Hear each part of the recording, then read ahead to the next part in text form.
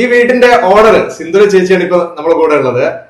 പത്രപ്രവർത്തകൻ കൂടിയാണ്. അത് മാത്രമല്ല ഇത് ചാനലിൽ പ്രവർത്തിക്കുന്നുണ്ട്. ഇങ്ങനെ ഒരു പ്രോജക്റ്റിലേക്ക് വരാനുള്ള ഒരു കാരണം എന്തായിരുന്നു? ഞങ്ങൾ കുറെ കാലമായി ഫ്ലാറ്റിലാണ് താമസിക്കുന്നത്. 10 വർഷത്തോളമായി ഞങ്ങൾ ഫ്ലാറ്റിലായിരുന്നു താമസം. അപ്പൊ തോന്നി ഇനി ഒരു വീട് വാങ്ങിയിട്ട് വേണം ഞങ്ങൾക്ക് ഇതുപോലെ. എല്ലാവരും പറയുന്നത് കേട്ടപ്പോ ഒന്ന് വീട് മേടിച്ചു കഴിഞ്ഞാൽ നല്ലതല്ലേ. അതുപോലെ അങ്ങനെ ഒരു വീട് വാങ്ങി അതൊരു റിനോവേഷൻ ചെയ്തിട്ടാണ്. ഒരു പഴയ വീടായിരുന്നു, അത് 10 വർഷത്തോളം പഴക്കമുണ്ട് തോന്നുന്നു.